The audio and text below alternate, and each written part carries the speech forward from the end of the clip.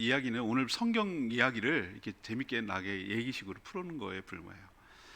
자, 여러분 요나단 여러분 이 이야기를 듣고 무슨 생각이 드세요? 어,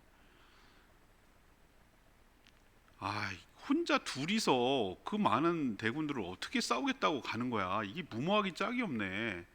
얘가 겁이 없네, 겁이 없어. 무모한 젊은 치기처럼 이렇게 보일 수도 있어요.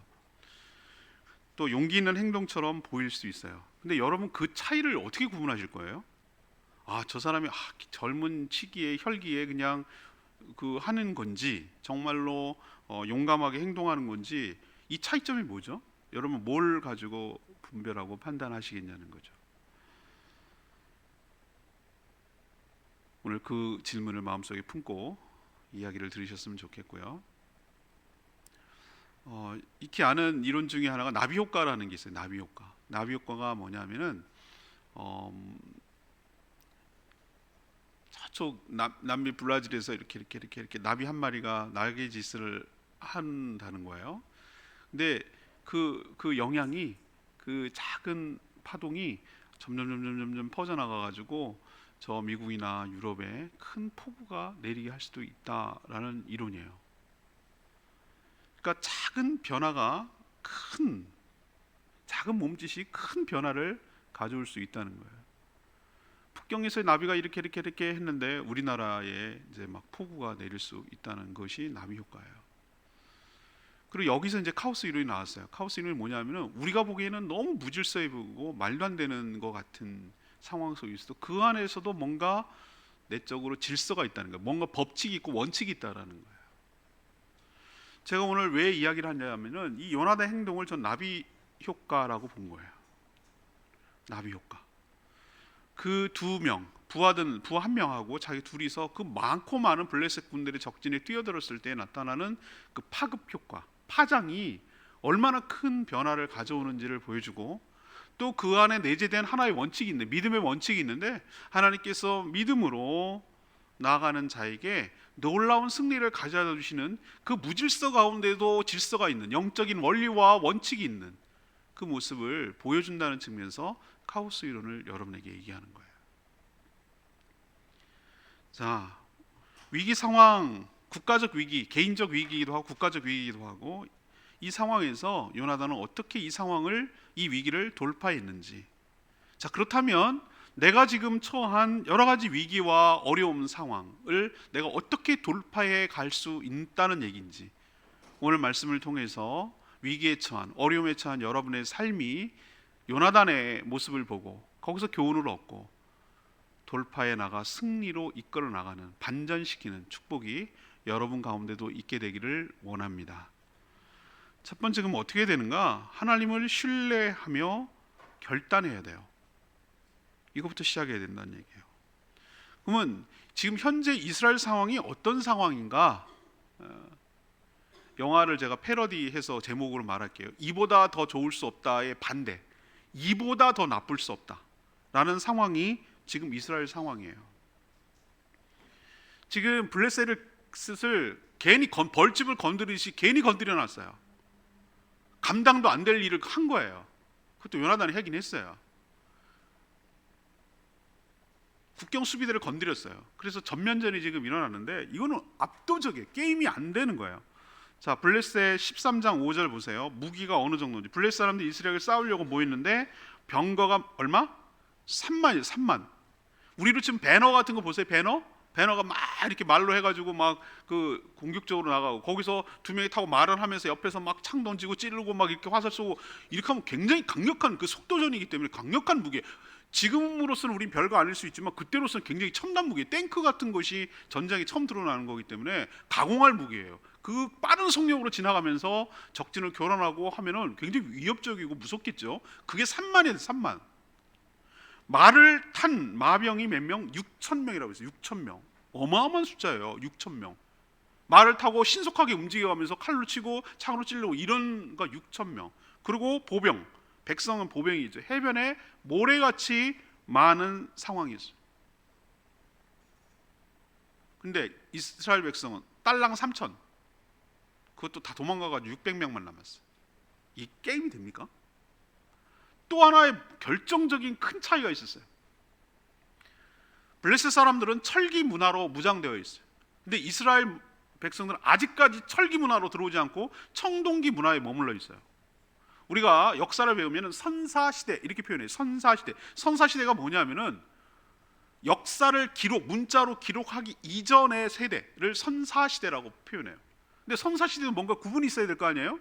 그래서 그 당시 대중화된 문화를 가지고 그냥 대표성을 띠고 얘기하는데, 첫 번째 여러분이 너무 잘 아는 거예요. 구석기 시대. 뭐 돌도끼 뭐 이런 거. 그다음에 신석기 시대. 신석기 시대 다음이 바로 뭐냐면은 그때 처음으로 돌을 뜨거운 물에 녹이니까 이 구리로 나온다. 그래서 청동기 문화. 근데 청동기 문화 물론 여러분 구리 아시잖아요. 물렁물렁하고 그러잖아요. 그 다음이 철기 문화. 이거예요. 철기 문화. 철광석에서 뜨거운 돌에 녹이면은 그 철성불이 나와서 틀에 놓고 하면은 강력한 단단한 무기가 나올 수 있다라는 것을 나중에 알게 된 것이죠. 제가 우스갯소리로 요즘 시대를 무슨 시대라고 후대의 후손들은 얘기할까? 이 시대를 뭐라고 얘기할 것 같아요, 여러분요? 플라스틱 세대 이렇게 얘기할지도 몰라요. 워낙 너무나 그게 되어 있으니까. 아무튼 철기 문화로 무장된 블레셋, 그리고 칼, 창을 갖고 있는 사람은 이스라엘에서 사울왕 요나단 딱 2명밖에 없었어요. 나머지는 농기구, 그냥 곡괭이 뭐 이런 거예요. 근데 왜 그러냐면 이건 첨단 문화이기 때문에 지금도 얼마나 강대국 선진국들이 자국의 기술들을 보호하고 얼마나 그럽니까? 코로나 상황 속에서 이 백신 같은 걸 기술을 주니 푸니 많이 그러면서 아니다, 이건 지적 재산권을 보호해야 된다, 그래야 혁신이 일어난다, 뭐 이딴 소리 하면서 끝끝내 안 주려고 하잖아. 반도체 같은 거는 이거는 전쟁이에요. 전쟁. 서로 자기 기술을 안 주려고. 블레셋이 어떻게 했는 줄 아세요?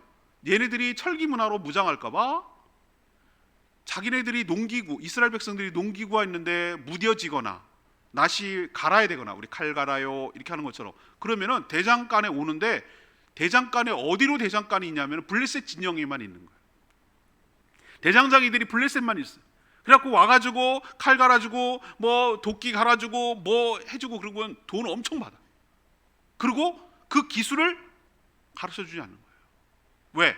쟤네들이 만약에 대장장이들이 그 기술을 알아서 철기 문화가 생기면 무기 만들어갖고 자기한테 위협을 가할까봐 절대 안 알려주는 그런 상황이었어요. 어떤 상황인지 여러분 아시죠? 그래가지고 지금 싸워오는데 이게 게임이 되겠어요? 상황을 보니까 이스라엘 백성들이 딱 보니까 이건 게임이 안 되겠거든. 처음에는 3,000명이 상비군이 모여 있다가 적군의 압도적인 숫자가 올라오는 걸 보고 6절 보세요. 13장 6절. 이스라엘 사람들이 위급함을 보고 절박했다 그랬어요. 나 살려라. 굴, 숲을, 바위 틈, 은밀한 곳, 웅덩이에 숨고. 또 심지어 히브리 사람은 요단강을 건너서 완전 국경을 벗어나가지고 갓 길르앗 땅으로 갔다고 그랬어요. 그리고 사울은 아직 길갈에 있고 그를 따르는 모든 백성들은 뭐 했다고 그랬어요? 공포에 떨었다고 그랬어요.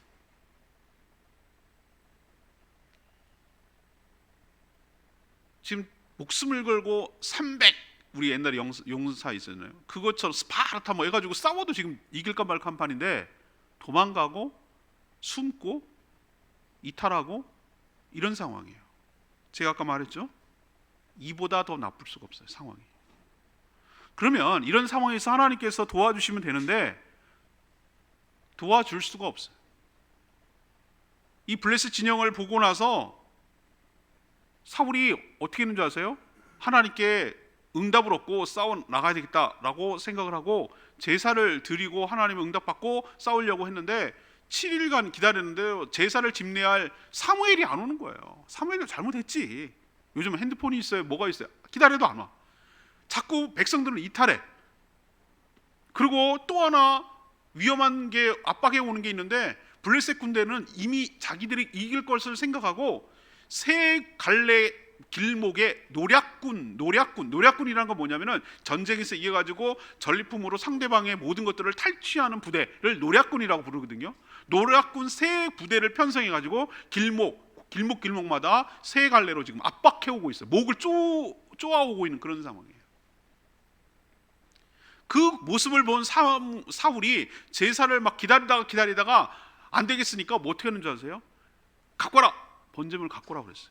그리고 자기가 제사장도 아닌데도 불구하고 자기가 제사를 드리기 시작하는 거예요. 그리고 번제를 다 드리고 딱 끝나자마자, 뭐 항상 성경은 그렇게 표현하더라고. 끝나자마자 사무엘이 찾아와요.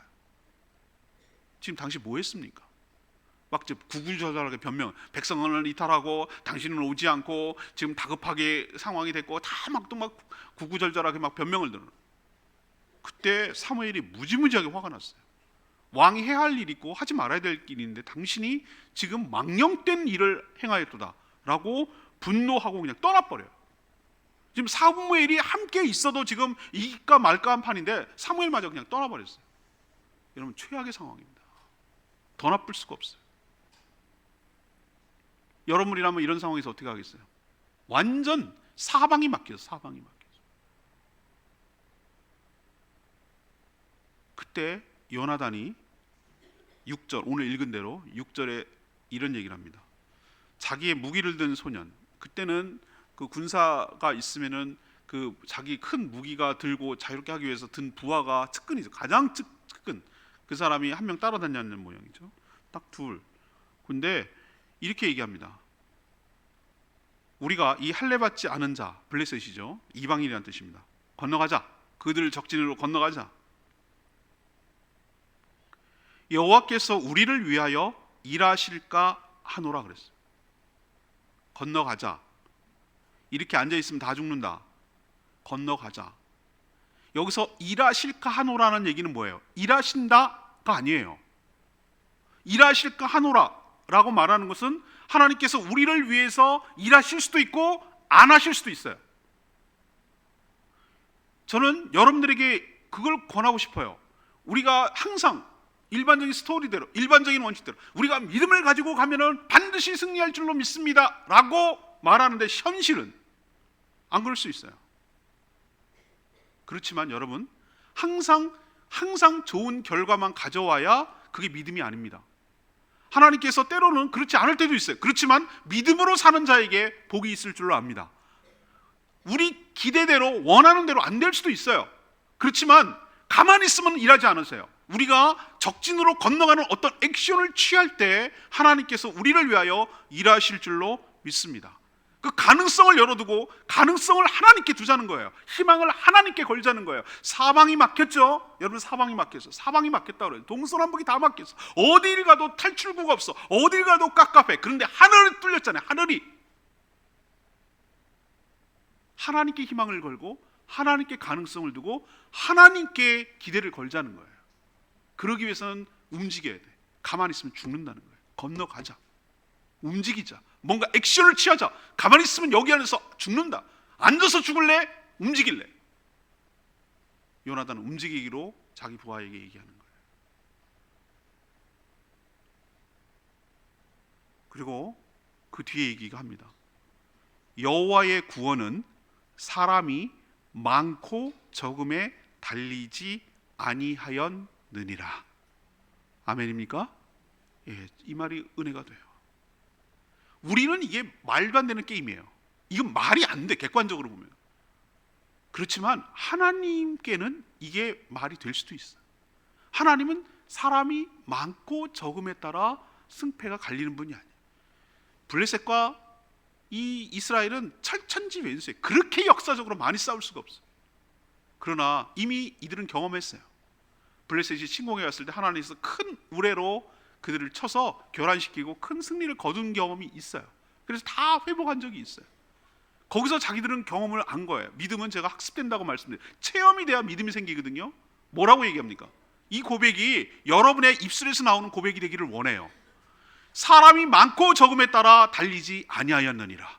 돈이 많고 적음에 따라 달리지 아니하였느니라. 우리가 기술과 능력이 많고 적음에 따라 달리지 아니하였느니라. 하나님이 우리와 함께 하시면, 하나님이 이 문제를 주도적으로 이끌고 가시면 그거는 문제가 되지 않을 줄로 믿습니다 라는 그 믿음이, 요나단의 고백이 여러분의 고백이 될 때 뭔가 변화의 조짐이 시작되고 뭔가 새로운 일이 시작되는 거예요. 이런 믿음이 없으면, 이런 결단이 없으면 이런 하나님에 대한 신뢰가 없으면 아무런 역사가 안 일어난다니까요. 그랬을 때 7절에 이 무기 든 부하의 고백이 참 멋져요. 무기 든 자가 그에게, 요나단에게 이르되 당신의 마음에 있는 대로 다 행하소서. 행하여 앞서가소서. 내가 당신과 마음을 같이하여 따르리이다. 저는 이런 부하 한 명만 있으면 용기 100배, 그리고 할 마음이 생겨나요. 이 둘이 간다. 부하 입장에서는 상관 잘못 만나가지고 내가 여기서 죽는구나. 왜요? 내가 꼭 가야 돼요? 이거 꼭 가야 되겠어요? 죽을 게 뻔한데? 여기 둘 적진에 간다는 얘기는 뭐 하자는 얘기예요? 죽자는 얘기지. 그런데도 이 부하하는 말 보세요. 당신의 마음에 있는 대로 다 행하여 앞서가십시오. 제가 당신과 마음을 같이 한다고 그랬어요. 마음을 같이 하여 내가 따르겠습니다. 사랑하는 여러분, 우리가 정말로 진퇴양난에 빠져 있고 정말 어떻게 할 수 없는 상황 속에 있더라도 내가 가장 가까운 사람 중에 이런 충성스러운 사람, 이런 정말 나랑 마음을 같이 하는 사람이 딱 한 명만 있어도 힘을 내고 용기를 내고 이 상황을 돌파할 마음의 용기가 생겨나게 될 줄로 믿습니다. 하나님은 이런 식으로 일하신단 말이에요. 많고 많은 사람을 붙여주시는 것이 아니라 마음을 같이 하고 목숨을 같이 하고 운명을 같이 하고 함께 할 수 있는 이런 충성스러운 한 사람을 하나님께서 나에게 붙여주셔서 이 어려운 상황을 돌파하는데 홀로 외롭게 가는 게 아니라 함께 갈 수 있도록, 함께 헤쳐나갈 수 있도록 우리에게 은혜를 주시고 용기를 주시고 믿음을 더하여 주실 줄로 믿습니다. 이 부하의 말을 들었을 때 요나단은 얼마나 큰 용기를 얻었겠어요. 사랑하는 여러분, 여러분이 요나단 같은 믿음의 소유자가 되기를 원하고 또 여러분에게 부하든 이런 부하, 요 무기를 든 부하 같은 측근 가까운 사람이 있게 되기를 원하고 또 반대로 여러분이 이런 충성스러운 무기 든 부하 같은 사람이 되기를 원해서 이 교착 상태에 빠지고 국가적 위기 상황에 있는 이 상황을 돌파해 나가는데 존귀하게 쓰임받는 저와 여러분 되기를 소망합니다. 말씀을 첫 번째로 결론 내리면 이거예요. 여러분, 시간이 해결하지 않아요. 가만히 있으면 죽어요. 시간이 지난다고, 시간이 약이야, 시간이 지나면 해결돼 라고 말하는 사람들이 많이 있어요. 그리고 아무것도 조치를 취하지 않고 우유부단하게 그냥 시간만 허비하는 사람들이 얼마나 많은지 몰라요. 여러분, 시간 지난다고 해결되지 않고 시간이 지나면 지날수록 더 위기 상황은 극박해지고 더 목은 쪼아올 것이고 더 감당 못할 일이 있을 거예요. 여러분도 이런 위기 상황에 있을 때 어떻게 되면 요나단처럼 하셔야 돼요. 어떤 결단? 하나님을 신뢰함으로, 이거 무모한 게 아니라고 합니다. 하나님을 신뢰함으로 하나님께 희망을 걸고 하나님께 한 가닥 희망을 걸고 뭔가 건너가자라는 액션, 결단이 있을 때 하나님께서 여러분을 통해서 새로운 일들을 시작하시고 역사하실 줄로 믿습니다. 하나님은 그걸 기다리고 계신지도 몰라요. 여러분이 어떻게 하는지. 두 번째는 하나님의 표징을 보고 확신해야 될 줄로 믿습니다. 아까도 말했지만 객관적 상황은 이건 절대적으로 불리한 상황이에요. 이건 싸우면 져요. 질 수밖에 없어요. 누가 봐도 져요. 그러나 6절에 있는 말씀대로 이 문제를 하나님이 맡으신다면 새로운 가능성이 있고 새로운 돌파의 출구가 열리게 될 줄로 압니다.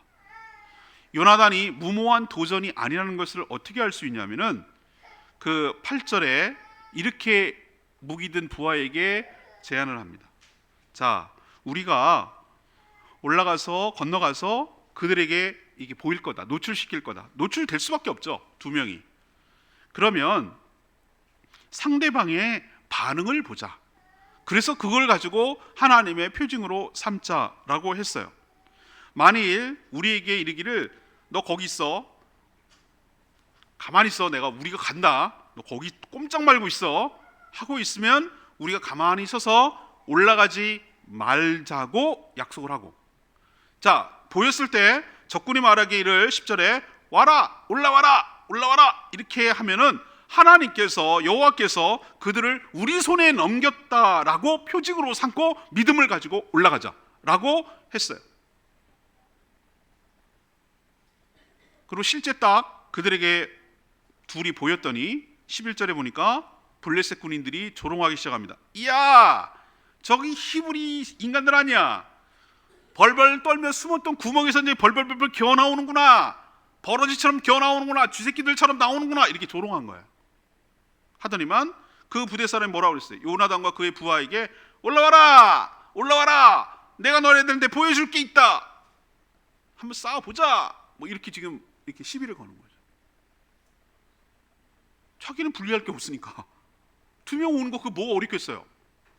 올라오면은 쳐부시려고, 무찌르려고 아주 자신감을 내비치면서 그렇게 한 거예요. 근데 그 사인을 보고 요나단은 하나님께서 나에게, 우리에게 승리를 주셨다는 확신으로 삼고 확신을 갖게 되고 표징으로 인식하고 해석을 했어요. 여기서 많은 분들이 헷갈리기 시작합니다. 표징을 구하는 건 좀 미신적인 거 아니에요? 못 믿으니까 그런 거 아니에요? 이렇게 말하는 분이 있어요. 제가 결론적으로 미리 말씀드리면 하나님에 대한 어떤 기대감도 없으면 표징도 안 구해요. 그딴 걸 안 믿으니까. 기드온 사사 여러분 아시죠? 사사기 읽어보면은 기드온이 전쟁에 나가야 되는데 미디안과 싸울 때 너무 겁이 나는 거예요. 이거 지금이랑 비슷해. 이건 상대가 안 되는 게임이에요. 그때 두 번 테스팅합니다. 하나님께 표징을 구합니다. 하나님, 오늘 새벽에 밤에 내가 자고 일하는데 양털에만 이슬이 내리게 해주시고 땅은 건조하게 마르게 해주세요. 양털만 내리게 해주세요. 하나님 오케이. 하나 한 번만 더 하겠습니다. 이번엔 양털만 뽀송뽀송하고 다른 지면에만 축축하게 이슬이 내리게 해주세요. 그러니까 정반대 상황이에요. 완전 정반대. 근데 하나님이 그것도 오케이. 하나님께서 그에게 뭘 심어주는 것이죠? 여러 가지, 그때는 성문화된 성경이 없고 그런 시대이기 때문에 하나님께서 그렇게 초자연적인 역사로 하나님께서 함께하고 하나님이 너에게 확신을 주고 용기를 주기 위해서 그 표징, 하나님의 특별한 시그널, 하나님의 특별한 기적을 표적을 통해서 그에게 확신을 심어주고 있는 것이에요. 이렇게 하면 미신이에요. 어떻게 하나 하나님께서 표징을 주나 안 주나 보자. 그리고 표징 받으면 우리가 한번 해보자. 이렇게 하는 건 미신이에요. 표징만 구하는 거니까. 그러나 그는 설정을 했어요. 하나님께서 우리에게 넘기시는 것을 그들이 올라오라고 할 때 그렇게 받아들이자라고 사전에 미리 하나님 앞에 그렇게 약속을 한 거예요. 저는 이런 것이야말로 하나님의 뜻을 묻는 적극적인 행동이라고 저는 확신합니다. 하나님께서 여러분들에게도 정말 하나님, 이게 하나님 뜻인지 하나님 정말 알기를 원합니다 라고 간절한 마음을 가지고 하나님께 기다리는 자에게 하나님이 어떤 형식으로든지 여러분이 알아들을 수 있도록 하나님께서 알려주시리라고 확신합니다. 그러나 아무런 기대도 없고 아무런 하나님께서 뭐 어떻게 하시는지 그냥 그런 믿음도 없고 마음도 없고 기대도 없으면 그런 사람에게 줘봐야 그게 표징인지 아닌지 어떻게 알겠어요. 그러나 기다리는 자에게, 하나님의 뜻을 묻는 자에게, 하나님의 뜻이 간절한 자에게 하나님은 어떤 형식으로든지 주실 거라고 저는 확신해요. 주로 많이 쓰시는 방법이 하나님께서 말씀을 통하여 여러분에게 주시는 것이 저는 가장 확실한 방법이라고 생각을 해요. 말씀을 읽을 때, 말씀을 묵상할 때, 또 죄종을 통하여 말씀을 들을 때, 이게 가장 확실한 방법이에요. 여러분의 상황을 내가 다 몰라요. 그렇지만 하나님의 말씀이 보편적인 것 가지고 누구에게나 각 상황에 맞도록 적용되는 하나님의 진리의 말씀이라고 생각될 때 하나님의 말씀이 선포되면 그것이 각각 맞는 것으로 적용이 되고 해석이 되고 응답이 되고 하나님의 말씀이 될 줄로 믿습니다. 말씀을 잡으셔야 돼요. 기도할 때 확신을 갖게 하셔요.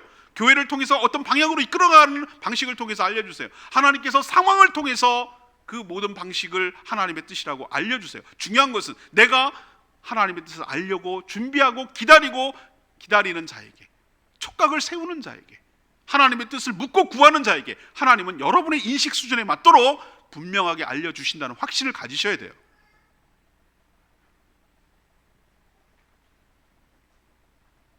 그걸 분별할 수 있는 영의 눈, 그리고 그것이 하나님의 뜻이라는 확신, 믿음, 이런 것이 있을 때 여러분이 하나님께서 여러분에게 뜻을 알려주시고 이끌어 가시고 인도해 주실 줄로 믿습니다. 세 번째는 하나님을 의지하고 행동해야 돼요. 자, 하나님을 신뢰해서 결단도 했고 하나님께 주시는 표징까지 확인했어요. 그런데 움직이지 않는다면, 건너가지 않는다면 아무 소용없어요. 아무 소용없다고.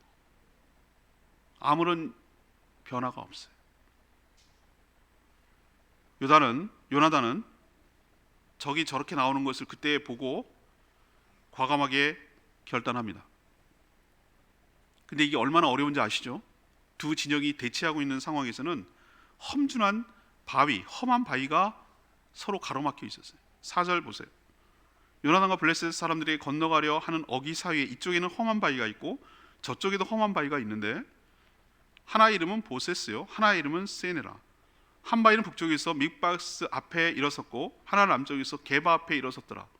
우리도 굉장히 큰 바위, 장군 바위, 촛대 바위, 무슨 바위 하는 것은 굉장히 상징적이고 험할 때 그런 명칭을, 이름을 붙이는 거예요. 협곡이죠, 협곡. 굉장히 큰 바위가 이렇게 있는 거예요. 이게 쉽게 있어요? 오라고 해서 잘 됐다, 우리 건너갈게, 이렇게 한다고 무슨 폴짝 건너가는 거니겠냐고. 이거는 자기가 엄청난 수고와 엄청난 결단과 자기가 올라가는 동안에 노출되어 있기 때문에 죽을 수도 있는 그런 위험 부담을 끌어안는 거예요. 그렇지만 하나님의 뜻으로 알고 올라갔는데 어떻게 올라간다고 그랬어요? 13절에 손 발로 기어 올라갔고 그랬어요. 기어 올라갔고. 무기 든 자도 그렇게 따라갔다고 그랬어요. 이것은 뭘 말합니까? 이런 수고로움과 이런 결단과 행동으로 옮겼다는 것을 뜻하는 거예요. 손과 발로 갔다, 네 발로 갔다는 얘기예요. 네 발로. 바위를 2개나 기어 올라가야 돼요. 그리고 요나단과 그 무기를 든 자가 반나절 가리 땅 안, 반나절 가리 땅 안이니까 한 반나절이니까 우리가 한나절 뭐 이렇게 하는 것의 반 정도니까 그렇게 긴 시간은 아니에요. 그러니까 거기에 갈 만한 땅이니까 그렇게 큰 땅은 아니에요. 근데 그 땅 안에서 2명이 20명의 블레셋 군인들을 무찌른 거예요. 아유, 이거 보면 꼭 우리나라 그 영화 같은 말죽거리 잔혹사, 전설같이 내려오는 한 명이 1대 뭐 20으로 해치운 얘기, 뭐 이건데 이게 딱 그 얘기 아닙니까? 적진에 들어가서, 그것도 바위로 들어가서 힘들어 죽겠는데 겨우 올라가가지고, 그것도 2개나 바위를 넘어가가지고 딸랑 2명이 적군 20명을 해치웠다고? 이건 전설 같은 싸움꾼이에요. 하나님이 함께하지 않으면, 용기를 내서 움직이지 않으면 이런 역사가 안 일어납니다. 근데 더 중요한 것은 이게 신호탄이었어요. 이게 신호탄이었다고. 20명이 쓰러진 자, 15절에 보세요. 들에 있는 진영, 여기서 블레셋 진영을 말합니다. 들에 있는 진영 모든 백성, 이 블레셋 사람을 말해요. 공포에 떨었고 부대와 노략군들, 이스라엘을 딱 차지하려고 했던 노략군들이 떨었으며 땅도 진동하였으니 이는 큰 떨림이었더라 라고 표현하고 있어요. 이 요나단과 무기 든 자가 20명을 해치우는 것이 단단하기만 했던 블레셋 군대가 균열이 일어나고 전열이 흐트러지고 뭔가 큰 파열음이 일어나고, 아까 나비 효과를 얘가 얘기했는데 그 엄청난 동요하는 시그널이 된 거예요. 근데 또 마침 그때 땅도 진동했다라는 얘기는 뭐냐면은 지진이 일어난 거예요. 지진이. 이게 겹쳐지니까 블레셋 군, 그 엄청난 대군이, 아까 말씀드렸잖아요. 병거가 3만이요, 마병이 6천이요, 군인들은 셀 수 없이 많았다. 이들이 전체가 요동하기 시작하고 두려움에 빠지기 시작하고 전열이 균열이 생기고 반전이 시작된 거예요. 여러분, 성경에 15절 끝에 보면 큰 떨림이 없더라라고 하고 표시되어 있죠? 성경에? 좋지 않은 성경, 그 성경은 좋지 않은 성경이에요. 표시가 아무것도 안 돼 있다, 그거 다른 성경으로 바꾸셔야 돼요. 제 성경에는 바로 1번 해놓고 밑에다가 각주를 달아놨어요. 밑에 뭐라고 각주를 달았냐면 이렇게 달았어요. 하나님이 떨리게 하심이었더라. 아멘입니까? 이 떨림이 뭐라고요? 하나님은 여기서 전면적으로 드러나지 않아요. 여기서 하나님이 드러납니까? 우리는 자꾸 하나님이 짜잔하고 내가 하나님이시롱 나타나갖고 막 칼을 휘둘리고 막 이렇게 하실 것 같아요? 아닙니다. 하나님은 우리 눈에 보이지 않지만 이 모든 작업을 하나님이 하고 계신 줄로 믿습니다. 하나님이 큰 떨림이었다라고 말하는 것은 하나님이 떨리게 하였더라 얘기예요. 주체가 하나님이란 얘기예요. 땅도 떨리게 하고 엄청난 블레셋 군대들이 흔들리게 하고 요동하게 만들고 마음도 흔들리게 하고 떨리게 하고 군대도 흔들리게, 전열이 이탈되게 하고 땅도 흔들리게 하고, 작은 하나로 인해서. 다윗이 던진 물맷돌이 골리앗의 머리에 딱 박힘으로 인해서 그 골리앗이 쓰러지는 순간 그렇게 많던 블레셋 군대가 두려워 떨기 시작한 거예요. 그때 반전이 일어났듯이 이때도 똑같아요. 요나단이 용기 있는 행동과 그의 부하와 숙명을 친 것을 시그널로 해가지고 한 거예요. 요나단이 이런 결과가 나올 줄 알았습니까? 몰랐습니까? 제가 아까 서두에 얘기했잖아요. 하나님이 우리를 위하여 일하실까 하노라 그랬어요. 이런 결과 예측 못합니다. 이런 거 확신하지 않을 수도 있어요. 그렇지만 내가 적진으로 건너갈 때 하나님께서 놀라운 역사를 일으킬 수 있다고 하나님께 소망을 두고 하나님께 가능성을 둔 것인 줄로 압니다. 우리 속담에, 서양 속담 얘기죠. 하늘은 스스로 돕는 자를 돕는다. 여러분 들어보셨죠? 자기도 자기를 안 돕는데 누가 돕냐고. 가만 앉아있고 아무것도 안 하는데 누가 누구를 돕냐고. 뭔가 용기를 내고 뭔가 꿈틀거리고, 그러나 세상 사람들은 뭔가 하라는 거지만 우리는 그런 사람들은 아니잖아요. 똑같은 행동이지만 그게 아니잖아요. 하나님을 신뢰함으로 하나님께서 우리를 위하여 일하실까 하노라 하고 믿음을 가지고 뭔가 건너가는 액션을 취하고 뭔가 용기를 내서 하나님의 사인을 가지고 움직여 나갈 때, 돌파해 갈 때 하나님께서 우리를 도와주시고 우리에게 반전을 주시고 큰 승리를 가져오는데 결정적인 계기로 삼아 주시는 줄로 압니다. 언제?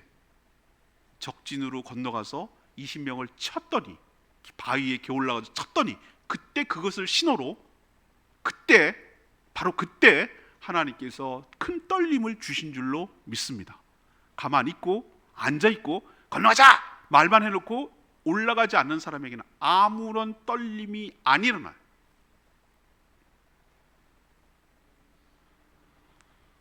오늘 말씀을 정리하면 우리 속담에 호랑이를 잡으려면 호랑이 굴로 들어가야 된다는 얘기가 있어요. 위험부담을 감수하고 믿음을 가지고 용기를 내는 자만이 호랑이를 잡을 수 있는 거예요. 요나단이 무모해 보이죠. 세상 사람들은 다 무모하다 그럽니다. 제가 봐도 무모해 보입니다. 그러나 무모한 것과 무모하지 않은 것, 용기 있는 행동의 차이는 저는 하나님을 신뢰하고 하나님을 믿느냐에 따라 달라지는 거라고 생각해요. 차이점이 거기 있어요. 시간이 지나면 해결된다고요? 아니요.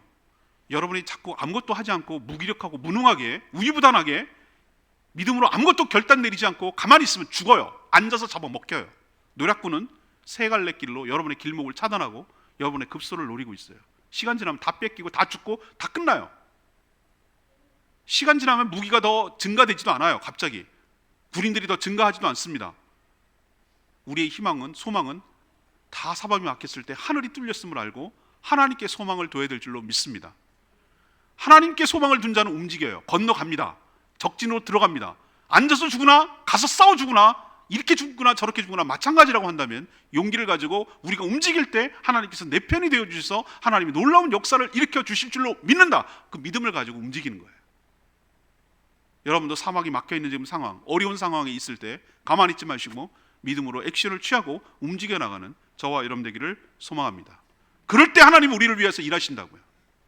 가만히 있는 자에게 일하시는 것이 아니라 움직이는 자에게, 건너가는 자에게 하나님이 우리와 함께 하시고 일하실 줄로 믿습니다. 표징 구하는 게 미신이라고요? 여러분 하나님 뜻을 간절히 구해본 적이 있습니까? 하나님 알려주세요, 하나님 가르쳐주세요라고 기대감을 가지고 뭔가 구해본 적이 있냐고요. 그리고 미신이라고 말하지 마세요. 아무런 기대감이 없으면 아무런 구하지도 않습니다. 난 하나님께 구하지 않아요. 하나님께서 알아서 해주실 거예요. 믿음 좋은 것 같죠? 천만의 말씀, 하나님을 불신하는 행위예요. 하나님에 대한 어떤 기대감도 없다는 뜻이에요. 정말로 믿음 있는 사람은 하나님의 뜻을 구하고 찾고 하나님께 매달립니다. 하나님이 알려달라고 하나님께 간절히 부르짖습니다. 그런 자에게 어떤 형식으로든지 표징을 보여주시고 하나님의 시그널, 하나님의 뜻을 여러분에게 알아들을 수 있도록 보여주실 줄로 믿습니다. 그러니 믿음을 갖고 구하셔야 돼요. 여러분들이 적극적으로 하나님의 뜻이 무엇인지를 찾고 구하고 하나님께 길을 쫑긋하고 하나님께 들으려고 노력하셔야 돼요. 그래야 답을 얻을 수 있어요. 그런 노력 아무것도 안 하면서 하나님께서 나를 인도해달라고 말하는 게 안 된다고요. 그건 아니라고요. 그건 믿음 없는 거라고요. 그러니 여러분 기도하세요. 그리고 말씀을 듣고 말씀 속에서 하나님께서 분명히 알려주실 거라고 믿음을 가지시고, 상황이 어떻게 바뀌는지 예의주시하시고, 또 교회가 어떤 방향으로 이끌어가는지를 보시고, 말씀과 기도와 환경과 교회를 통해서 주시는 하나님의 시그널, 표징을 잡으시고 확신을 가지시고 믿음을 가지시고 그 다음에 행동하시는 여러분 되기를 원합니다. 네 발로 기어 올라가는 행동, 적과 싸워 맞닥뜨려서 싸우는 행동, 이런 자에게 하나님이 역사하시고, 그때 그걸 신호로 해서 큰 지진도 일어나고 떨림도 일어나고 적이 무기력해지게 하는 거지, 올라가지도 않고 말만 큰 소리 치고 아무것도 행동하지 않는 자에게는 아무런 역사가 안 일어난다는 뜻이에요. 하나님은 우리의 믿음의 행동을 보고 역사하시는 거 기억하시기 바랍니다. 그러려면 올라가야 돼요. 건너가야 돼요. 오늘 삶의 이런저런 위기와 어려운 가운데 있는 분들, 누구나 크고 작은 위기가 있죠. 없는 사람이 어디 있겠어요. 사방이 막힌 것 같아. 내 편이 하나도 없는 것 같아. 어쩜 이렇게 이스라엘 상황이 처한 상황하고 내 상황하고 똑같은지 모르겠어. 어디 마음 기댈 데가 없고 어디 돌파할 데가 없어. 구멍이 없어. 그럴 때 여러분 자꾸 주저앉아서 낙심하고 좌절하고 낭망하지 마시고 요나단처럼 하늘을 쳐다보세요. 하늘을 쳐다본다는 얘기는 하나님을 쳐다본다는 얘기예요. 그리고 믿음으로 이 어려운 상황을 돌파해서 반전하는, 내가 그 뒤에 얘기는 너무 길어서 안 했으면 너무 큰 승리를 거두거든요. 반전의 역사가 일어나는 축복이 여러분 삶 가운데도 있게 되기를 간절히 축복합니다. 오늘 말씀